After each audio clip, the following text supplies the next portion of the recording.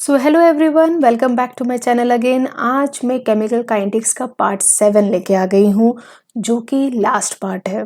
ठीक है, तो लास्ट जो कुछ वीडियोस था, आई थिंक सो कि आप सबको वो सारे वीडियोस क्लियर हुए होंगे। लास्ट के जो कोलिजन थ्योरी था उसमें भी आप लोगों को कोई डाउट नहीं आया होगा, और तब भी अगर कोई डाउट आया है तो आप कमेंट सेक्शन में लिख सकते हैं। ठीक है, तो कमेंट सेक्शन में जितने भी डाउट आएंगे वो सारे क्लियर कर दिए जाएंगे।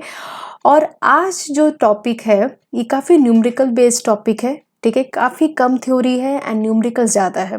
वैसे मैं आज के वीडियो पे उतने न्यूमेरिकल्स मैं लाई नहीं हूँ, लेकिन आगे के वीडियो में केमिकल काइनेटिक्स से कुछ न्यूमेरिकल्स पे भी बात होंगे। ठीक है, so let's start with the today topic. Okay, so we have a chemical kinetics part 7। आज के वीडियो में हम लोग क्या क्या पढ़ने वाले हैं? आज के वीडियो में हम लोग सबसे पहले टेम्परेचर कोएफिशिएंट क्या होता है उसके बारे में पढ़ने वाले हैं। Then Arrhenius equation and finally numericals, जो टेम्परेचर कोएफिशिएंट के भी न्यूमेरिकल्स होंगे और अर्हेनियस इक्वेशन के भी न्यूमेरिकल्स होंगे। ठीक है, तो let's start. So the first slide is a temperature coefficient. So what is temperature coefficient? ठीक है, तो पहले समझ लेते हैं एंड देन हम लोग एक रीड मार के पूरा क्लियर कंसेप्ट कर लेंगे। So basically what is a temperature coefficient? Suppose आपके पास एक जार है। ठीक है, एक जार है, उस जार में सपोज ए सॉल्यूशन है। ठीक है, पहले उस जार का टेम्परेचर कुछ 10 डिग्री सेल्सियस था। ठीक है ना, आफ्टर सम टाइम उस जार का टेम्परेचर अब क्या हो गया है, 30 डिग्री सेल्सियस हो गया है। ठीक है, तो आपको लास्ट वीडियो में भी मैंने बताया था कि अगर टेम्परेचर इंक्रीज होता है तो रेट ऑफ रिएक्शन इंक्रीज होगा, और रेट ऑफ रिएक्शन इंक्रीज होगा तो आपका क्या होगा, rate constant. Basically rate constant temperature पे डिपेंडेड है। ठीक है, तो ये ऑलरेडी आप लोग जानते हो कि अगर टेम्परेचर इंक्रीज होता है तो रेट कांस्टेंट भी इंक्रीज होगा और ROR भी इंक्रीज होगा। तो बस उसी के लेके ही ये टेम्परेचर कोएफिशिएंट है। तो इस जार का पहले टेम्परेचर कितना था, 10 डिग्री सेल्सियस, और अब कितना हो गया है, 30 डिग्री सेल्सियस। तो जब ये टेम्परेचर इंक्रीज हुआ, ठीक है, 30 डिग्री सेल्सियस, तो इस दो टेम्परेचर के बीच में डिफरेंसेस भी होगा। ऑब्वियसली 20 डिग्री सेल्सियस का आपका डिफरेंसेस है। तो ये चेंज ऑफ जो टेम्परेचर हुआ विच इज 10 डिग्री से पहले 20, फिर 20 डिग्री से 30, ये जो 10 डिग्री सेल्सियस का जो डिफरेंसेस है, उस डिफरेंसेस में rate constant and rate of reaction में क्या चेंजेस आता है वही डिफाइन होता है टेम्परेचर कोएफिशिएंट में। ठीक है, that is with the temperature difference of 10 degree Celsius or 10 Kelvin, what is the change in rate constant या rate of reaction में। तो आइए देखते हैं क्या है टेम्परेचर कोएफिशिएंट। तो सबसे पहले तो इसका साइन क्या है, it is denoted with the mu. So it is a ratio of rate constant when temperature difference is 10 Kelvin और 10 डिग्री सेल्सियस। तो बेसिकली इसका वैल्यू जो होता है 2 और 3 होता है, which is very much important. कभी कभी क्या होता है ना, क्वेश्चन में म्यू का वैल्यू नहीं दिया रहेगा, तो आप क्या कंसिडर करोगे, ऑलवेज कंसिडर 2। अगर क्वेश्चन में म्यू का वैल्यू दिया है देन इट्स गुड, बट अगर म्यू का वैल्यू नहीं दिया है तो आप अपने से ही 2 ले सकते हैं। Clear? So see over here, it has been found that rate of reaction and rate constant increase with increase in temperature। ये तो हम लोग जानते ही हैं, हर वीडियो में हम लोग बात कर चुके हैं। So for a homogeneous reaction, okay, so before I continue, let me explain you what is homogeneous reaction. Homogeneous reaction किसको कहते हैं? Suppose we have rate gives product, ठीक है, रेट भी गैस में है, प्रोडक्ट भी गैसियस स्टेट में है, एंड जो रिएजेंट है, ठीक है, रिएजेंट भी आपका क्या है, गैसियस स्टेट में है। तो जब ये तीनों चीज सेम स्टेट में रहता है, either it can be in a solid, it can be in a liquid, in this case it is in gas. तो जब तीनों चीज आपका सेम स्टेट में रहता है देन उसको हम लोग क्या कहते हैं, उस रिएक्शन को होमोजीनियस रिएक्शन कहा जाता है। क्लियर? तो आगे बढ़ते हैं। तो for a homogeneous reaction rate and rate velocity constant get double or triple for every 10 degree rise in temperature. तो जितने बार 10 डिग्री सेल्सियस के टेम्परेचर इंक्रीज होंगे तो रेट ऑफ रिएक्शन क्या होगा, या तो डबल होगा या तो ट्रिपल होगा. ठीक है. So this is the formula we have. So basically क्या है, k t plus 10. This is velocity at constant t degree Celsius. kt is the velocity at constant t degree. मतलब दो different temperature पे आपका k का value दिया है, which is equal to either 2 or 3. It can be anyone. 2 और 3. ठीक है. तो नेक्स्ट स्लाइड में जाते हैं. नेक्स्ट में देखो काफ़ी इंटरेस्टिंग क्वेश्चन है कि अगर सपोज करो कि μ2 है तो इसका मतलब क्या है, ये तो जानना चाहिए ना. अगर टेम्परेचर कोएफिशिएंट का मतलब अगर 2 आया है किसी रिएक्शन का तो what does it mean. It mean when temperature increase by 10 kelvin और 10 डिग्री सेल्सियस, जब भी अगर उस रिएक्शन का अगर टेम्परेचर 10 डिग्री सेल्सियस या 10 केल्विन इंक्रीज हो रहा है तो उसका ROR कितना हो गया, डबल. क्लियर. और अगर सपोज कर लो कि यहाँ पे μ इक्वल टू 3 रहता तो ये क्या हो जाता, ट्रिपल हो जाता. समझ में आ रहा है. So this is the meaning of μ. Okay. Next जो है मैं यहाँ पे एक फॉर्मूला लिखूंगी, उस फॉर्मूला बेस्ड पे भी हम लोग एक क्वेश्चन तैयार करेंगे इसके बाद. और हम लोग दो फॉर्मूला पे टेम्परेचर कोएफिशिएंट के दो फॉर्मूला पे दो क्वेश्चन पढ़ेंगे. ठीक है. सो द फर्स्ट फॉर्मूला जो अभी पीछे वाले स्लाइड में था which is K2 by K1. K2 is the rate constant at T2 temperature and K1 is the rate constant at T1 temperature, so is equal to μ. ठीक है. एक तो ये फॉर्मूला आपको यूज करना है. दूसरा K2 by K1 is equal to R2 by R1. What is R2? R2 is the rate of reaction at T2 temperature, rate of reaction at T1 temperature. ठीक है. is mu and del T by 10. What is del T? Del T is temperature difference. ठीक है. इस पे देखेंगे, एक sums देखेंगे. तो K2 what? K2 is a rate constant T2 temperature. K1 is a rate constant at T2 temperature. R2 is the rate of reaction at T2 temperature and R1 is the rate of reaction at T1 temperature. ठीक है. चलो एक question इसमें देख लेते हैं. तो पहला क्वेश्चन है, काफ़ी इजी क्वेश्चन है. टेम्परेचर कोएफिशिएंट से काफ़ी इजी क्वेश्चन आता है तो इतना उसमें दिमाग लगाने का तो ज़रूरत ही नहीं है. सो दिस क्वेश्चन यहाँ पे क्या बोला, temperature increases from 10 degree celsius to 60. तो टेम्परेचर कोएफिशिएंट में एक चीज़ ध्यान में रखना, क्वेश्चन में टेम्परेचर जिस भी फॉर्म में है आप उसी फॉर्म में टेम्परेचर को लीजिएगा. अगर डिग्री सेल्सियस में है तो डिग्री सेल्सियस में लीजिए, अगर केल्विन में है तो केल्विन में लो, उसको कन्वर्ट करने का कोई ज़रूरत नहीं है.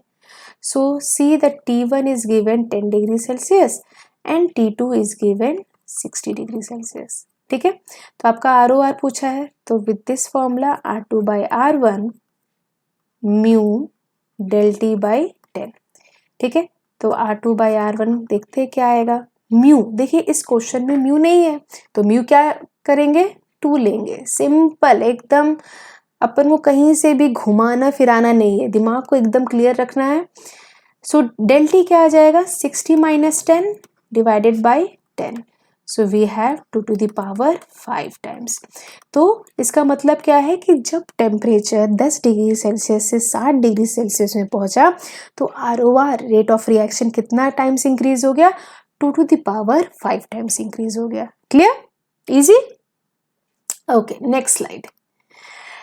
So the next question is, आप लोग क्या करो, वीडियो को पॉज करो और ट्राई करो खुद से करने का. ठीक है. एंड देन उसके बाद मैच करो कि आंसर राइट है कि रॉन्ग है, तो काफ़ी मज़ा आएगा करने में.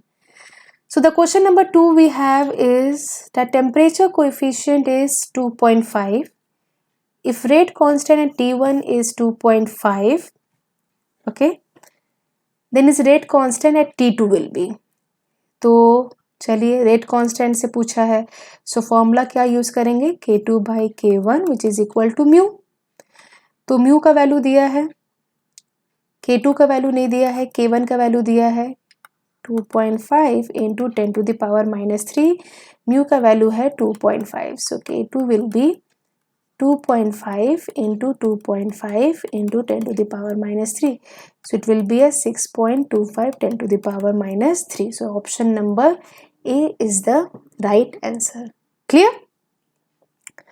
ओके सो ये दो पैटर्न के बेसिकली मैंने बताया टेम्परेचर कोएफिशिएंट का क्वेश्चंस, तो और भी सारे क्वेश्चंस है वो हम लोग बाद में देखेंगे, ठीक है। नेक्स्ट जो टॉपिक आ रहा है which is very important and it is completely numerical based. Theory उतना इसमें नहीं रहता है, ग्राफ्स रहते हैं एंड न्यूमेरिकल्स रहते हैं, ठीक है। इस टॉपिक से ना बच्चे काफ़ी भागते हैं। आई बेसिकली क्यों भागते हैं? क्योंकि इनके जो न्यूमेरिकल्स होते हैं काफ़ी लेंदी होते हैं, ठीक है। तो चलिए देखते हैं, लेकिन बहुत स्ट्रेट फॉरवर्ड होता है एंड बहुत स्कोरिंग होता है, ठीक है।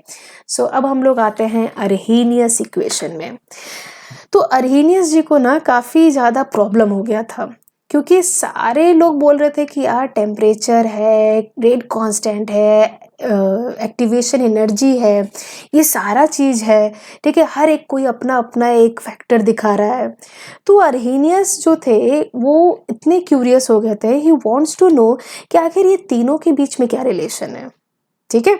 तो Arrhenius was the person who given relation between temperature, rate constant and activation energy, ठीक है। तो वो क्या था relation? So this is the relation where K is the rate constant, A is the Arrhenius constant, EA is the activation energy, R is the gas constant and T is the temperature, and where E is the exponential form. Clear? Okay. तो इस अरहीनियस equation में दो चीज आपको बताना बहुत जरूरी है। पहला बात कि रेट जो गैस कांस्टेंट है, इसके अब हम लोग को पता है गैस कांस्टेंट के काफ़ी सारे वैल्यू होते हैं, तो कौन सा वैल्यू कब यूज़ करना है, आपको कैसे डिटरमाइन करोगे? हम लोग कैसे करेंगे, पहले हम लोग एक्टिवेशन एनर्जी को देखेंगे कि एक्टिवेशन एनर्जी किस फॉर्म में पूछा है, ठीक है। एक्टिवेशन एनर्जी जो है किस फॉर्म में पूछा है, किस यूनिट में पूछा है, एंड देन उससे हम डिटरमाइन करेंगे कि आर का यूनिट क्या क्या हो सकता है। तो लेट्स सी कि आर के कितने सारे यूनिट होते हैं, मैं यहाँ लिख देती हूँ।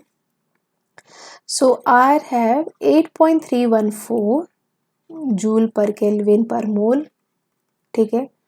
दूसरा वैल्यू 0.0821 लीटर एटमॉस्फेरिक पर केल्विन पर मोल, ठीक है। और तीसरा क्या है, 2 कैलोरी पर केल्विन पर मोल, ठीक है। तो ये आर का वैल्यू हमको डिसाइड करना है, और कभी कभी तो क्वेश्चंस में दिया भी रहता है आर का वैल्यू भी क्या लेना है, बट अगर नहीं दिया है तो जस्ट एक बार लुक करो कि एक्टिवेशन एनर्जी किस फॉर्म में है, किस यूनिट में है, एंड देन आप आर का वैल्यू पुट करेंगे, ठीक है। तो पहला चीज़ तो ये जानना है। सेकेंड चीज़ आपको क्या जानना है, ये इसको क्या हम लोग कहते हैं, इसको हम लोग कहते हैं बोल्ट्जमैन फैक्टर, ठीक है। एंड व्हाट इज दिस, ये क्या है? So Boltzmann factor it is a fraction of molecule, ठीक है। It is a fraction of molecule having energy greater और इक्वल टू एक्टिवेशन एनर्जी। तो ये जो आपका पार्ट है ये वो फ्रैक्शन ऑफ मॉलिक्यूल है जिस मॉलिक्यूल का एनर्जी या तो एक्टिवेशन एनर्जी से ज़्यादा है या तो उसके इक्वल में है, ठीक है। तो ये भी आप लोग लिख दीजिए, क्योंकि एंट्रेंस में डायरेक्ट ये क्वेश्चन जो है आपका आया है। So it is a fraction of molecule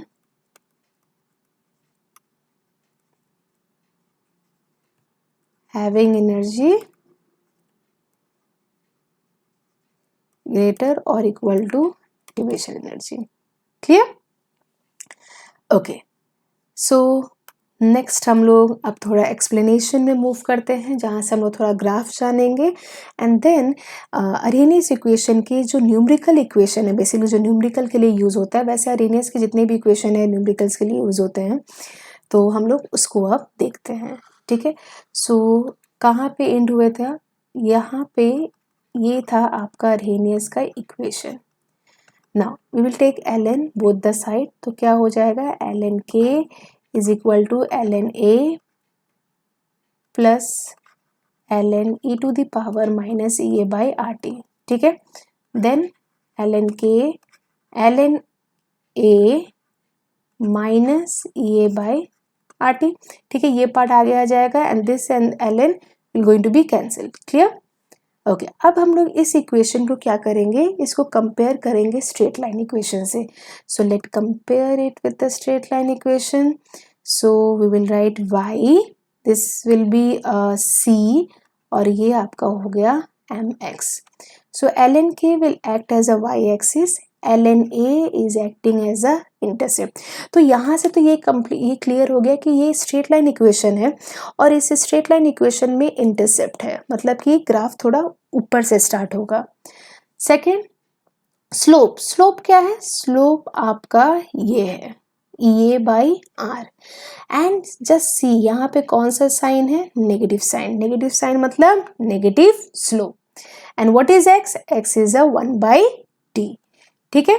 तो अगर हम लोग ग्राफ बनाएंगे तो ग्राफ कुछ कैसे आएगा, सो this is ln k, this is 1/t और ग्राफ आपका विथ इंटरसेप्ट। सो ये आपका पार्ट क्या हो गया, इंटरसेप्ट हो गया और स्लोप क्या हो जाएगा, so m equal to minus A by R, ठीक है।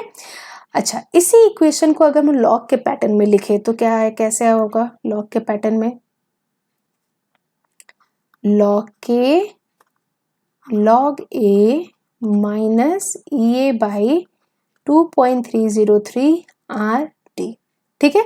और ग्राफ में क्या चेंज होगा, ग्राफ में कुछ चेंज नहीं होने वाला है, सिर्फ ये ln की जगह पे हम लोग log बैठाएंगे और यहाँ पे जब ln हटता तो log आता तो क्या कौन सा नंबर आएगा, 2.303। तो सिंपली अगर आप log के पैटर्न में ग्राफ बना रहे हो तो यहाँ पे इसी ग्राफ में हम चेंज कर देते हैं, ठीक है। So we have log k and 1/t के बीच में सिंपली बस यहाँ पे 2.303 आ जाएगा, ठीक है। तो स्लोप का फॉर्मूला क्या हो गया, स्लोप का फॉर्मूला हो गया m equal to minus A by 2.303 r in a log form. और इन अ ln फॉर्म में आप क्या लोगे, ln फॉर्म में simply minus A by R लेंगे, ठीक है। तो ग्राफ कुछ इस तरीके से दिखेगा।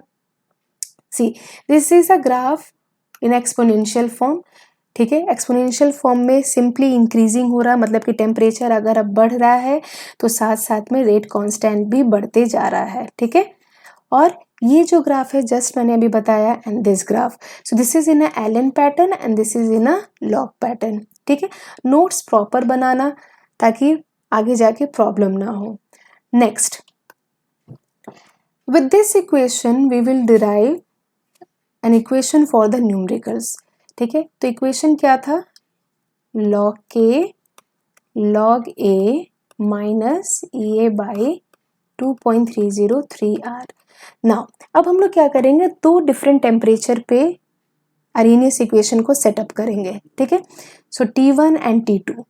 तो for T1 you will write log k1 equal to log a minus A by 2.303 RT1, ये इक्वेशन 1 बनेगा and log k2 is equal to log a minus A by 2.303 RT2, ये इक्वेशन 2 बनेगा, ठीक है। Now we will subtract equation 2 with equation 1, ठीक है। तो जब आप इसको सॉल्व करोगे तो सिंपली कुछ आपके इस तरीका से आपको देखने मिलेगा।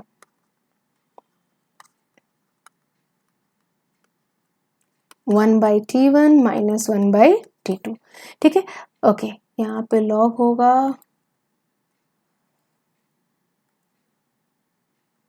log k1 होगा। सो वी नो दिस ना कि log a बाई b का फॉर्मूला क्या होता है, log a minus log b, ठीक है। तो यहाँ पे भी वही लगेगा, this is log a minus log b की तरह पैटर्न में है। So will simply write log k2 by k1 is equal to A by 2.303 r 1/T1 minus 1/T2, clear. तो ये जो आपका आया है लास्ट इक्वेशन, इस इक्वेशन से हम लोग न्यूमेरिकल्स बनाएंगे। तो इस इक्वेशन को बॉक्स में आप लोग भी बना लीजिए, ठीक है। सो कुछ चीज़ क्या रिमेंबर करना है, पहला बात कि अरेनियस में जो टेम्परेचर लेंगे वो हम लोग हमेशा केल्विन में लेंगे। अगर उसमें डिग्री सेल्सियस में दिया है तो आप इस इक्वेशन के लिए, ठीक है, मैं इस इक्वेशन के लिए बात कर रही हूँ, उसको आप क्या कर लेंगे, केल्विन में कन्वर्ट कर लेंगे। बेसिकली अरेनियस का क्वेश्चन केल्विन में ही होता है, क्लियर। एन आर और ई ए दोनों को देख के हम लोग आर डिसाइड करेंगे कि आर कौन सा है, अगर क्वेश्चन में नहीं दिया है तो चलो इसका फर्स्ट क्वेश्चन देखते हैं। Okay, the first question, again वही, वीडियो पॉज करो और ट्राई करो खुद करने का। ओके, पहला क्वेश्चन क्या है, बोला है कि rate of chemical reaction double for every 10 degree Celsius, temperature जैसा इंक्रीज हो रहा है आपका रेट ऑफ रिएक्शन बढ़ रहा है। तो इसका मतलब है कि वो लोग क्या बता दिए हैं कि K2 is equal to K1, sorry K2 by K1 is equal to 2। तो अगर सपोज कर लो K1 K दिया है तो K2 क्या हो जाएगा, 2K हो जाएगा। Simple, we can write this thing, इसको मिटा देते हैं हम लोग, ठीक है। देन टेम्परेचर कौन सा बोला, T1 is 298 and 308 is a T2 temperature. तो T1 मेरे को दे दिया है 298 केल्विन और T2 मेरे को दे दिया है 308 kelvin, clear. So now I want to find out the value of activation energy. See the R value is already given. तो अब तो यहाँ पे कोई दिमाग उतना लगाना नहीं है, तो सिंपली क्या करना है हम लोग को, फॉर्मूला जो है उसमें पुट करना है एंड आंसर अपने आप आपका आ जाएगा। So we have log K2 by K1 EA by 2.303। हर क्वेश्चन में ट्राई करो ना कि फॉर्मूला पहले लिख के देन क्वेश्चन प्रोसीड करिए। इससे क्या होगा, अब जितना ज़्यादा क्वेश्चन बनाएंगे फॉर्मूला उतनी बार लिखेंगे तो आपको फॉर्मूला कम्प्लीटली याद हो जाएगा, ठीक है। सो 1/T1 माइनस 1/T2। ओके, सो ये क्या हो जाएगा, it will be a log 2K by K, तो K cancel, log 2 EA 2.303 into 8.314 and here will be 1.298 minus 308, ठीक है। फिर इसको क्या सॉल्व करेंगे, log 2 का वैल्यू क्या आ जाएगा, 0.301 EA बाई 2.303 इंटू 8.314, और ब्रैकेट वाला पोर्शन आप कैसे सॉल्व करोगे, ऐसे 298 इंटू 308 और ऊपर वाला 308 माइनस 298, क्लियर। इसको आप जब सॉल्व करेंगे एंड EA का वैल्यू आप लाएंगे तो यहाँ पे तो बेसिकली लिखा नहीं है कि किस में किलो जूल में चाहिए, तो आपका जो आंसर आएगा वो जूल में आएगा। कभी कभी वो लोग लास्ट में लिख देते हैं कि they want answer in a kilo joule, तो देन आप किलो जूल में कन्वर्ट कर दोगे, ठीक है। तो इसको कैलकुलेट करिए और देखिए कितना आंसर आता है, समथिंग 5 to 9 कुछ इसका आंसर आएगा, ठीक है। That is 5 to 90 something like this, ठीक है। सो ठीक है, तो ये कुछ आपका आंसर आएगा, देखो कैलकुलेट करके एंड मैच करने का कोशिश करो, ठीक है। ओके, नेक्स्ट हम लोग मूव करते हैं question number 2। So question number 2 is completely based on a graph, जो ग्राफ में था उसमें हम लोग एक क्वेश्चन करते हैं। तो ग्राफ में क्या बोला है, क्वेश्चन में क्या है कि the slope of the line is given, slope का वैल्यू दे दिया गया है, calculate the energy of activation, R का भी वैल्यू दे दिया गया है। So I think so from the graph हम लोग को ये पता चल गया था कि स्लोप का वैल्यू क्या है, क्लियर। क्यों हम ये वैल्यू लिए, क्योंकि यहाँ पे देखो क्या है, लॉग, ln नहीं लिखा है, लॉग लिखा है, तो इसलिए हम लोग ये वैल्यू लेंगे। बस क्या करना है, ये जो वैल्यू है हमको इससे इक्वलाइज करना है। So we will simply equalize it, ठीक है। ये और ये माइनस और ये का वैल्यू आ गया,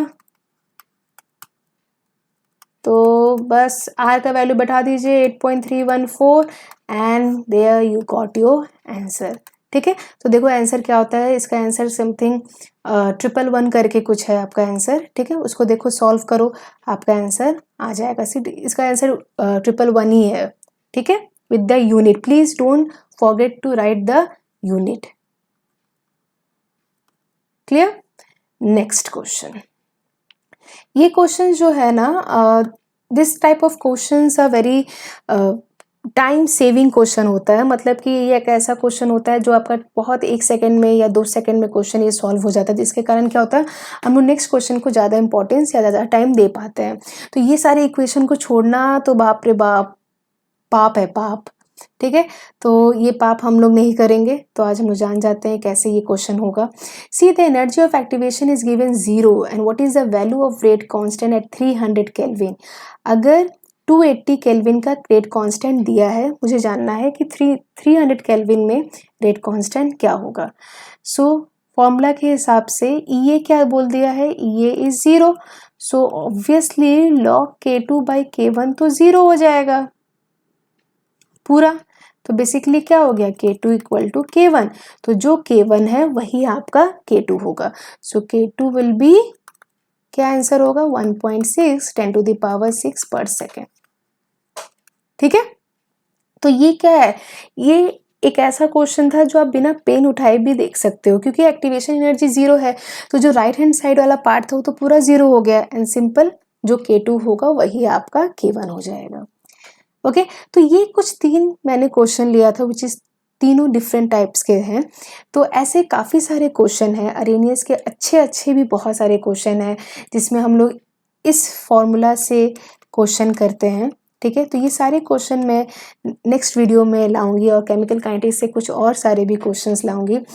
ठीक है, ओके, तो आज की वीडियो के लिए ना मैं आप लोगों के लिए भी कुछ एक क्वेश्चन रखी हूँ, तो मुझे आप लोग बताएंगे कि इसका आंसर क्या है। ठीक है, तो आंसर मुझे चाहिए इन अ कमेंट बॉक्स। आप लोग प्लीज़ इसको देखिए और क्या इसका आंसर होगा, ट्राई टू फाइंड इट। तो this question is very important question, क्योंकि ये क्वेश्चन एंट्रेंस में आ चुका है और काफ़ी सारे क्वेश्चन, मतलब कि काफ़ी सारे एंट्रेंसेस में आ चुके हैं, BHU में आ चुका है, ठीक है, नीट में आ चुका है, आपके JEE में आ चुका है। तो it's very simple question. So question क्या है, so two condition, give me two condition when rate constant become equal with Arrhenius factor. ठीक है, तो आपको मुझे 2 कंडीशन बताना है, जिस 2 कंडीशन में k इक्वल टू a हो जाए। ऐसा क्या 2 कंडीशन है जिस कंडीशन में k इक्वल टू a हो जाए। ठीक है, so I want this answer everyone.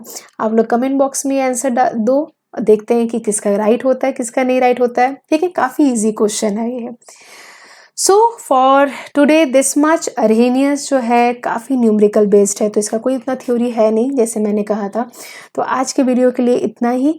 Next video में हम लोग कुछ और क्वेश्चंस लेके आएंगे, कुछ और केमिकल काइनेटिक्स के बारे में बात करेंगे, ताकि केमिकल काइनेटिक्स जो है पूरा टिप टू टो पूरा अच्छा से क्लियर हो जाए।